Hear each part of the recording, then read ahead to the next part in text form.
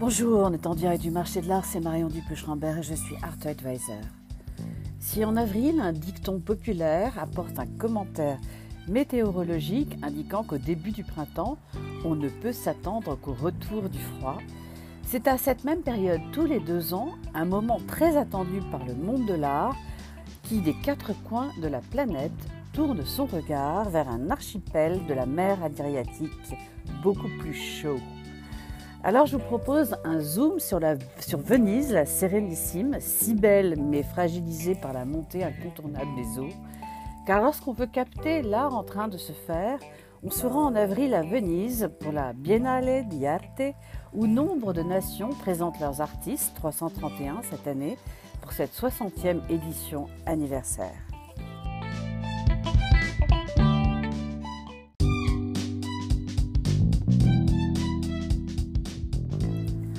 Dans le champ de la médiation des arts plastiques, les années 1990 ont consacré le règne de la biennale, même si l'utilisation du terme biennale remonte au XVIe siècle, en désignant alors un phénomène récurrent, humain ou naturel, se déroulant à un intervalle de 2 années. Et c'est dans la foulée de la création des expositions universelles dans l'Europe du XIXe siècle que le terme s'associe au domaine de l'événementiel artistique. Il qualifie ainsi depuis cette époque des expositions à déploiement international mettant en valeur des projets actuels d'art visuel, comme à la Biennale de Venise qui, tous les 2 ans, donne le la des arts plastiques au monde de l'art.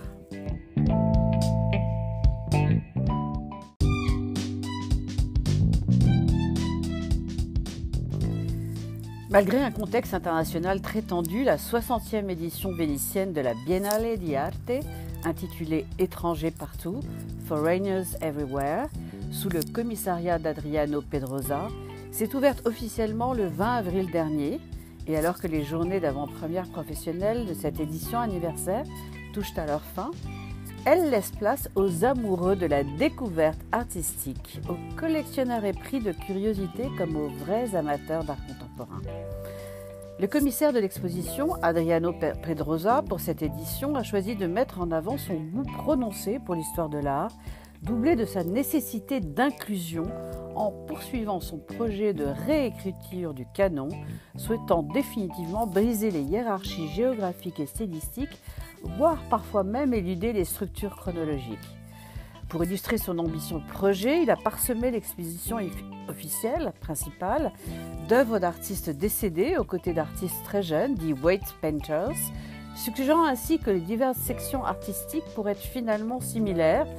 tout en sélectionnant des œuvres emblématiques comme dans la section sur l'abstraction, la grande toile de la peintre palestinienne Samia Alabi, intitulée Black is Beautiful, datée de 1969, sans toutefois néanmoins préciser que le titre est une allusion à un slogan largement exprimé par les Noirs américains. Et pour certains analystes du monde de l'art, cette édition rassemble un mélange d'artistes trop différents, travaillant dans des styles vraiment différents, faisant dire finalement que si cela semble disharmonieux parfois, c'est sans doute intentionnel. Il est à noter que peu de conservateurs d'art contemporain au moment de l'inauguration pouvaient dire qu'ils connaissaient ou avoir entendu parler d'un grand nombre d'artistes de la sélection d'Adriano Pedrosa, cela s'expliquant par le fait que nombre de ces artistes, 55%, ne sont plus vivants et n'ont pas nécessairement été bien représentés dans l'histoire de l'art de leur époque. L'inclusion pour Pedrosa, c'est aussi la présentation à Venise cette année d'artistes queer, d'artistes indigènes, d'artistes du Global South et ceux ayant migré volontairement ou de force. Et c'est une première. Comme le parti pris du commissariat de la Biennale qui a voulu souligner que cet événement mondial n'est pas axé sur le marché de l'art, les étiquettes murales ou cartels n'ayant pas le droit de mentionner le nom des galeries des artistes représentés, le marché ayant néanmoins une emprise sur le monde de l'art, affectant indéniablement ce que nous voyons exposé dans le monde entier. Mais le risque de cette édition officielle était que les visiteurs s'en détournent un peu pour chercher ailleurs quelque chose de plus contemporain qui fait plus le buzz, comme l'exposition en particulier de Pierre Huyghe à la Punta della Dogana, l'un des lieux iconiques à Venise du grand mécène François Pinault, qui en mettant l'accent sur l'intelligence artificielle est résolument tourné vers le présent et l'avenir.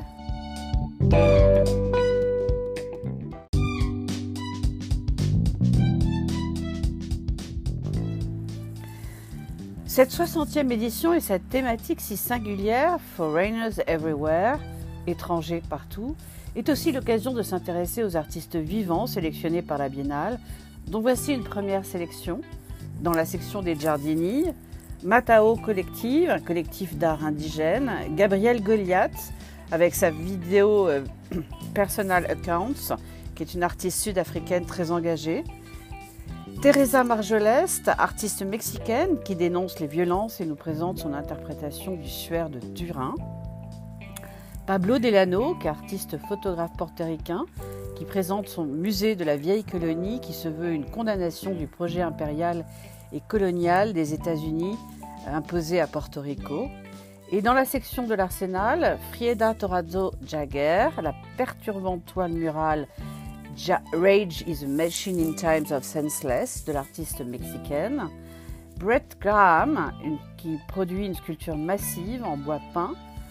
intitulée Wastelands, artiste maori de Nouvelle-Zélande. Amy Whitehorse, avec ses paysages abstraits, qui est une artiste d'origine native américaine, Navarro, d'une 60aine d'années. Dana Awartani, qui est une artiste saoudienne d'origine palestinienne, qui dans les tons rouges, jaunes et orangés, produit des pièces de tissu suspendues au plafond qui se chevauchent. Agnès Questionmark, qui est un travail d'une artiste transgenre, née à Rome, qui explore les implications biopolitiques des espèces transgenres et présente une étrange Teratology Operation, une sculpture d'une humanoïde enceinte rassemblant à un mutant. Et enfin, Anna Maria Maiolino, qui est une artiste italo-brésilienne, représentée par la galerie Hauser & Wirth, et qui est surtout l'une des 2 lauréates du Lion d'Or de la Biennale cette année pour l'ensemble de sa carrière, et qui présente, juste à l'extérieur de la salle principale de l'Arsenal, une très grande installation spécifique au site qui s'appelle Hindu et Vindu, qui consiste en une sculpture d'argile non cuite qui ressemble à des vrilles ou parfois des intestins drapés sur une sculpture de forme de banc. Je souhaiterais aussi apporter un éclairage très particulier cette année sur les trans artistes africains sélectionnés dans différentes disciplines, de la sculpture au cinéma, du son à l'intelligence artificielle, qui ont été présentés lors de cette édition anniversaire. Car d'une biennale à l'autre, tout peut changer. Si les pays africains sont représentés lors de cette édition vénitienne, sur un autre continent, au Sénégal, la Biennale d'art contemporain qui devait se tenir à partir de la mi-mai, durant un mois, vient d'être reportée à novembre prochain par le nouveau pouvoir politique en place afin de pouvoir mieux financer l'exposition principale au Palais de Justice, lieu où on expose les artistes sélectionnés officiellement pour cette 15e édition de la Biennale de l'art africain contemporain, si bien intitulée The Wake, l'éveil. Alors ce coup de projecteur sur les 13 pays représentés à Venise du continent africain, qui n'en compte pas moins de 54 quand même, contre 9 lors de l'édition précédente, et je pense plus que nécessaire et opportune, car à Venise cette année, le Bénin, le Sénégal, la Tanzanie et l'Éthiopie font leur début. Et si 14 pays du continent africain devaient initialement participer, le pavillon du Maroc a été annulé le mois dernier à la suite d'une controverse avec le ministère de la Culture du pays. Et quel dommage, car le Maroc avait choisi le grand artiste et écrivain Mahi Bin comme commissaire du pavillon, dans le but de présenter l'art contemporain marocain sous son meilleur jour, avec 3 artistes talentueuses, Fatia Samouri, Safwa Airwas et Majida Katari.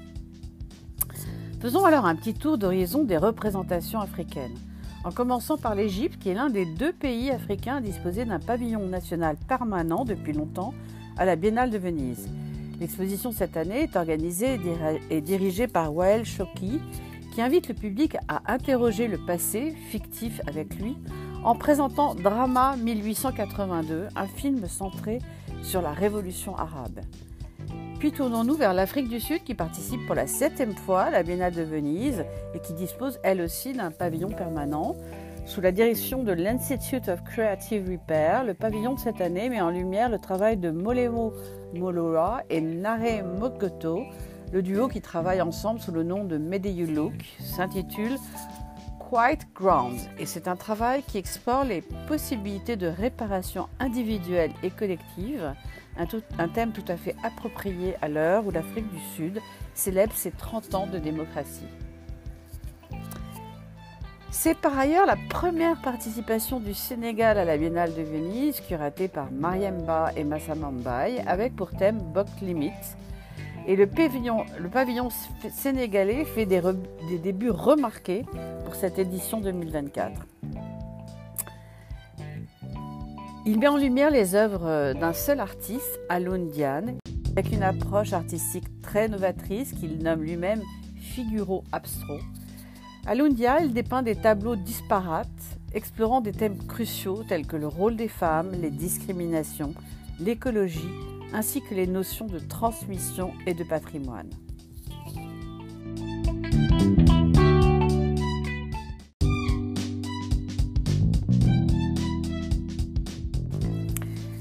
La Tanzanie fait aussi sa première apparition à la Biennale de Venise, sous le commissariat de Léa Kiimbi, directrice adjointe des arts au ministère de la Culture, des Arts et des Sports. Le pavillon est logé dans l'usine de Carlo Montanaro à Venise et dévoile une présentation immersive des artistes sélectionnés par le commissaire Enrico Bitotto. Le Nigeria, qui confirme sa présence avec un prestigieux événement artistique pour sa deuxième participation,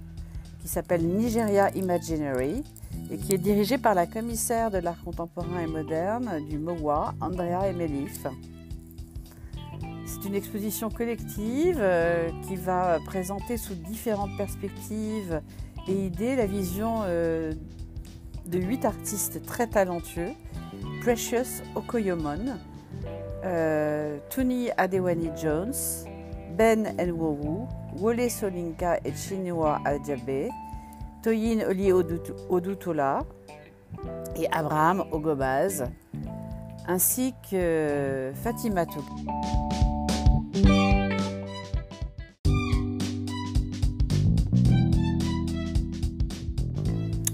Le pavillon de l'Ouganda, qui revient pour la deuxième fois consécutive à la Biennale, a pour thème Van Assel Alour, signifiant nous ne faisons qu'un, et présente les œuvres de Sana Gateja, Taga Nouagaba, Zetson Senkaba et l'éco-designer José Andou, Odou Ronald et l'art artisan Weavers Collective, c'est un collectif d'artisans tisserands. Le pavillon national du Congo, Rumbart, est organisé conjointement par Michel Javarsotti et James Woodman et présente une exposition de 8 artistes dont les œuvres reflètent les gisements naturels du lithium du pays et la relation de la population avec ses ressources naturelles tant convoitées. Enfin, l'Éthiopie, pour sa première présentation à la Biennale, consacre l'œuvre de Tesfaye Urgessa sous le commissariat de l'auteur et poète éthiopien britannique Lem Sisbe. Le thème retenu étant préjugés et appartenance. Le thème, donc préjugés et appartenance, met en valeur des peintures immersives. Et Urgessa, qui est une étoile montante du monde de l'art contemporain, est réputée pour ses toiles très expressives qui explorent l'identité africaine et la politique du continent, dépeignant ce continent à la fois dans sa grande complexité et sa sublime grandeur. Les Seychelles qui reviennent à la Biennale après leur dernière exposition en 2019 avec une scène artistique en plein essor et des artistes qui se feraient un chemin vers la notoriété internationale en présentant leur travail sans thème spécifique. Avec à l'affiche le lauréat du Grand Prix de la Biennale des Seychelles de 2022, Ryan Chetty, Juliette Zelim et des artistes australiens séchellois, Jude Ali et Daniel Frickley. le pavillon zimbabwéen dont commissaire Raphaël Chikukwa de la National Gallery of Zimbabwe, avec l'organisation de Fadzai Veronica Mushambwa, met en valeur la créativité extrêmement engageante des artistes zimbabwéens. La sélection d'artistes qui exposent a travaillé sous différentes formes, notamment avec le très grand sculpteur Moffat Takadiwa, l'artiste visuel et photographe Sekai Machache et surtout Troy Makasa, qui est une étoile montante qui crée des œuvres extrêmement innovantes avec des cordes de silicone peintes.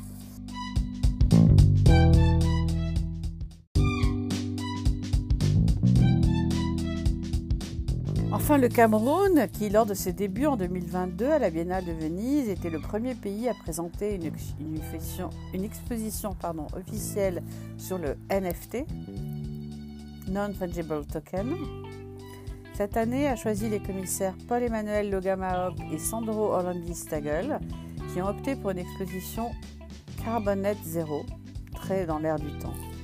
avec le souhait de démontrer que les émissions sont extrêmement réduites, les matériaux utilisés pour les œuvres réutilisés, et grâce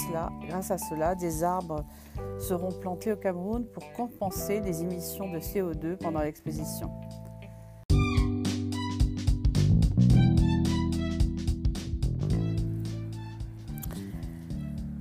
Durant l'inauguration de la 60e édition de la Biennale de Venise, l'actualité internationale s'est posée en invitée perturbatrice, car cette édition a été rattrapée par les conflits tragiques qui ont lieu en ce moment à travers le monde. Donc, dès l'ouverture de la Biennale aux Apifyu, l'artiste israélienne Ruth Patir a choisi de refuser d'ouvrir l'exposition du pavillon israélien tant qu'elle n'obtiendrait pas un cessez-le-feu entre Israël et le Hamas, en déclarant qu'elle et les commissaires israéliens attendaient la conclusion d'un accord de cessez-le-feu et la libération de tous les otages. Le pavillon israélien est donc resté fermé au public et si l'artiste a déclaré qu'elle détestait cela, elle pense que c'était très important de le faire, comme de laisser un groupe de soldats israéliens garder l'entrée avec une déclaration collée sur la fenêtre indiquant que l'artiste et les conservateurs n'ouvriront que lorsque un accord de cessez-le-feu et la libération des otages aura été conclu. À noter que Ruth Patir n'avait pas informé le gouvernement israélien de sa décision. D'autre part, des manifestants pro-palestiniens ont organisé, en se rassemblant devant le pavillon Israël, pour demander sa fermeture dans son intégralité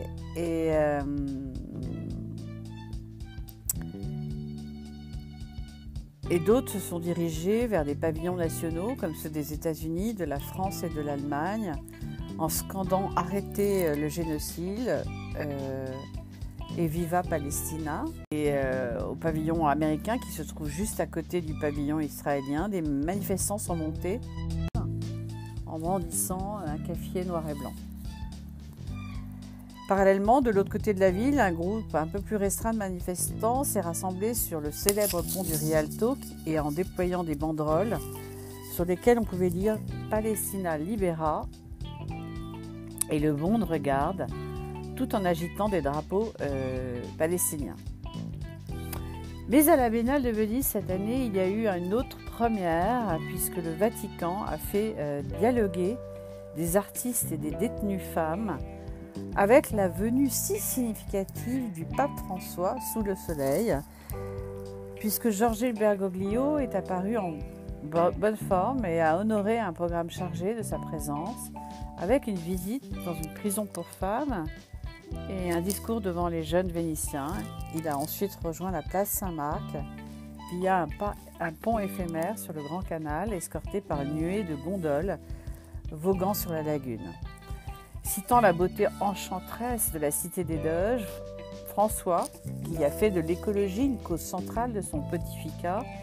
a énuméré notamment les nombreux problèmes qui menacent cette ville sur les eaux,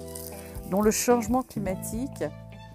et bien sûr la fragilité du patrimoine culturel, comme le surtourisme.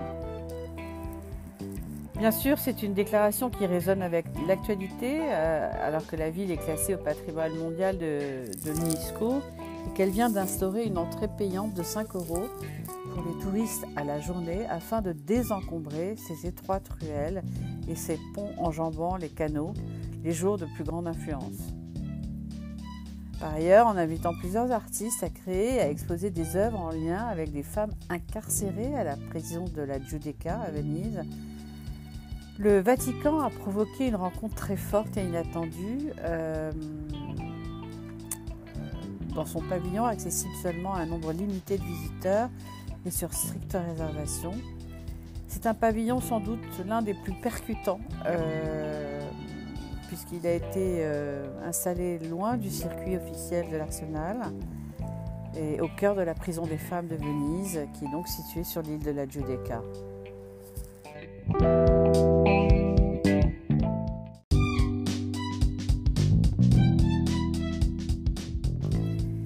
Qui dit biennale dit aussi récompense, avec un effet halo extraordinaire sur le marché de l'art pour les artistes sélectionnés. La Biennale de Venise était essentiellement une foire d'art lorsqu'elle a ouvert ses portes en 1895 pour installer finalement un marché, le marché de l'art contemporain. Et de 1942 à 1968, il existait même un bureau officiel dirigé par le marchand d'art italien Ettore Gianferrari, qui aidait à trouver des acheteurs pour les œuvres présentées lors d'expositions. Mais aujourd'hui, l'un des aspects les plus importants de la participation d'un artiste à la Biennale, c'est que cet artiste apparaît soudainement sous le radar des collectionneurs du monde entier et évidemment, cela peut générer des transactions à terme, voire une exposition et un solo show dans une institution muséale internationale. Et bien sûr, dans l'année qui suit la Biennale, on va retrouver dans les ventes aux enchères certains des artistes représentés, puisque le marché de l'art aura mis un éclairage vraiment particulier sur leurs œuvres.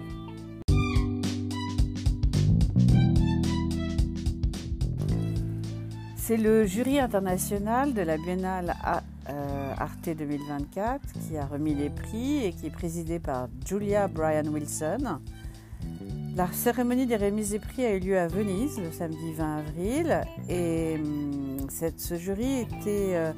composé de Julia Bryan-Wilson, qui est conservatrice américaine et professeure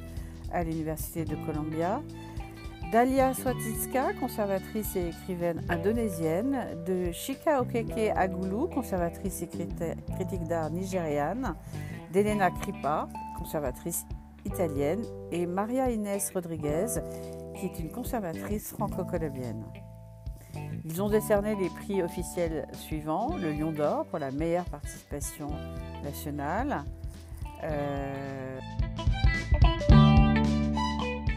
argent pour un jeune participant prometteur à l'exposition internationale, une mention spéciale à des participations nationales et 2 mentions spéciales pour des participants à l'exposition internationale officielle. Le pavillon australien a été mis à l'honneur pour sa participation et son artiste Archie Moore, avec une œuvre très provocante intitulée Keith and Kin, qui offre une exploration unique des origines Kamilaroi, Bigamboul et britanniques, qui remonte à 65 000 ans, à travers une fresque généalogique tracée à la craie blanche sur des murs sombres. Le pavillon du Kosovo s'est démarqué, par ailleurs, avec une mention spéciale pour les sculptures très évocatrices de Dorontuna Kasastri, The Echoing Silence of Metal and Skin, qui explore les conséquences de la dérégulation du marché du travail et la condition des femmes dans des emplois précaires au lendemain de la guerre du Kosovo de 1997. Le collectif Matao de la Nouvelle-Zélande a également été honoré du Lion d'Or du meilleur artiste pour sa contribution exceptionnelle à l'exposition Takapau, une impressionnante verrière tissée à partir de sangles de camionnage qui enveloppe l'entrée principale de l'arsenal. Parmi les artistes individuels remarqués, la palestinienne Samia Alabi et l'argentine La Chola Poblete, qui ont reçu toutes deux des mentions spéciales. Et Samia Alabi a dédié son prix aux jeunes journalistes de Gaza, tandis que La Chola Poblete a été saluée pour son travail transdisciplinaire qui s'oppose à l'exotisation des peuples indigènes. C'est l'artiste nigériane Karima Achadou qui a été honorée du Lion d'Argent en tant que jeune artiste prometteur pour son exploration poignante du quotidien de jeunes artistes dans les rues chaotiques de Lagos. Pour reconnaître leur carrière exceptionnelle, deux hommages ont été rendus à l'artiste brésilienne Ana Maria Maioino et l'artiste turc Nil Yalter, qui remportent le prestigieux Lion d'Or pour l'ensemble de leur carrière artistique. Ana Maria Maioino a été louée pour son influence sur plusieurs générations d'artistes au Brésil et au-delà, tandis que Nil Yalter a été reconnue comme une pionnière du mouvement artistique féministe mondial, mettant en avant des questions cruciales liées à l'immigration à travers un travail très innovant. Et ces distinctions soulignent vraiment l'importance de la Biennale de Venise comme une plateforme essentielle pour explorer les questions les plus actuelles et pressantes de notre époque à travers l'art. Si la France a été mise à l'honneur à partir de l'installation de l'artiste Julien Creuset, une autre première française était à découvrir dès l'inauguration. C'est le projet de festival itinérant proposé par la Fondation Art Explora avec un bateau musée qui a fait escale quelques jours dans le port de Venise. Art Explora, c'est une fondation qui a été créée il y a 5 ans avec pour but de rendre accessible l'art contemporain en allant à la rencontre des publics par l'intermédiaire notamment de ce voilier. Et avec son bateau, Art Explora inaugure un nouveau chapitre qui souhaite toucher un public très international en faisant escale dans une vingtaine de villes et une quinzaine de pays du bassin méditerranéen. Et à chaque étape, ce grand catamaran qui fait 47 mètres de long et qui a été construit spécialement par les architectes Axel de Beaufort et Guillaume Verdier, ouvre ses portes gratuitement au public en proposant à son bord des expositions et aussi une programmation sur la terre ferme avec des concerts, des performances et des conférences sur l'art contemporain.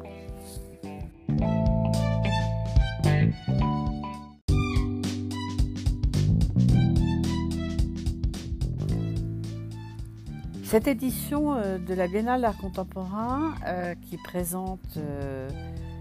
des artistes de 80 pays se tiendra jusqu'au 24 novembre et en choisissant d'exposer des artistes non occidentaux dont certains sont issus de peuples autochtones, le Brésilien Adriano Pedrosa a donné un la, je dirais le la, puisque nombre de pavillons nationaux l'ont suivi avec des expositions ouvertement mentionnées comme décoloniales. Et c'est sur un autre continent, donc en Afrique, à Dakar, que l'édition de la Biennale Dakar 2024, la 15e, est-elle reportée au mois de novembre, selon toute vraisemblance. Mais c'est sans compter le dynamisme des galeries présentes, des mécènes et grands collectionneurs viennent d'annoncer dans un communiqué commun et non sans humour que si le in était off, le off était in, en choisissant de s'adresser directement aux amateurs d'art, aux amis de la Biennale de Dakar et du fameux parcours initié dans le off, durant le off à Dakar. Et donc c'est suite à l'annonce du ministère de la Jeunesse, des Sports et de la Culture que les membres de Parcours de Dakar ont pris position et expriment leur soutien au public des arts et aux visiteurs de la Biennale qui viendront sans doute très nombreux.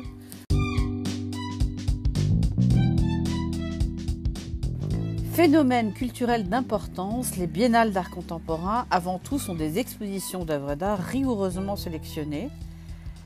et bien plus qu'un showroom ou indicateur culturel dont on ne saurait contester l'utilité, car elles deviennent indéniablement, en se mesurant à l'actualité géopolitique, une sorte de machine de guerre socio-culturelle, puisque chaque biennale, de Venise à Dakar, se prévaut d'asseoir un point de vue majeur sur l'art et la culture mondiale, et plus encore finalement sur l'état du monde d'aujourd'hui. Voilà, c'était En direct du marché de l'art, épisode 4 de la saison 5. D'une biennale à l'autre, tout change, rien ne change. Restez à l'écoute pour un prochain épisode ou, comme nos amis anglo-saxons aiment à le dire, stay tuned.